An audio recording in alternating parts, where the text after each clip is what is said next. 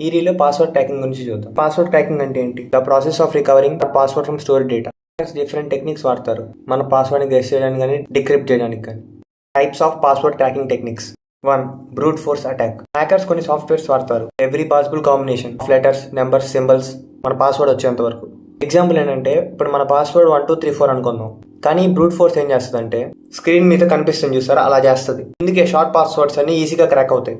2. Dictionary attack. Hackers ఏం చేస్తారంటే కొన్ని కామన్ పాస్వర్డ్స్ యూస్ చేస్తారు డిక్షనరీ ఫైల్లోవి పాస్వర్డ్ని గెస్ చేయడానికి. ఎగ్జాంపుల్ ఏంటంటే పాస్వర్డ్ని కొంతమంది పాస్వర్డ్ అనే పెడతారు కదా, అలా ఇప్పుడు కూడా కామన్ పాస్వర్డ్ పెట్టుకో. జనరల్గా 1 to 8 పెడతారు లేదా పాస్వర్డ్ అని పెడతారు, అలా కామన్గా ఉండేవి జనరల్గా యూజ్ చేస్తే పెట్టకండి. 3.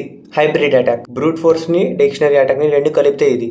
ఒకవేళ నా పాస్వర్డ్ ఇది అనుకుంటే అండ్ బ్రూట్ ఫోర్స్ ఏమో కాంబినేషన్స్ యాడ్ చేస్తుంది, అంటే @123 #123 డిక్షనరీ లిఖిత్ అని కనిపెట్టేస్తుంది. 4. Rainbow table attack. హ్యాకర్స్ కొన్ని pre computed tables of hash passwords ని యూజ్ చేస్తారు మన పాస్వర్డ్స్ ని మ్యాచ్ చేయడానికి, క్రాక్ చేయడానికి. కానీ ఒకవేళ కనుక వెబ్సైట్ సాల్టింగ్ టెక్నిక్స్ ని వాడితే రెయిన్బో టేబుల్ అటాక్ ఫెయిల్ అవుతుంది. సో మన పాస్వర్డ్స్ ని ఎలా ప్రొటెక్ట్ చేసుకోవాలి? లాంగ్ పాస్వర్డ్స్ పెట్టడానికి ట్రై చేయండి. మినిమం 12 క్యారెక్టర్స్ ఉండాలి. అప్పర్ కేస్ ఉండాలి, లోవర్ కేస్ ఉండాలి, నెంబర్స్ ఉండాలి, సింబల్స్ కూడా ఉండాలి, అన్ని కలిపి. నేమ్స్ కానీ, డేట్ ఆఫ్ బర్త్ కానీ, మొబైల్ నెంబర్స్ కానీ అవాయిడ్ చేసేయండి. 2-step వెరిఫికేషన్ ఆన్లో ఉంచుకోండి. Final note.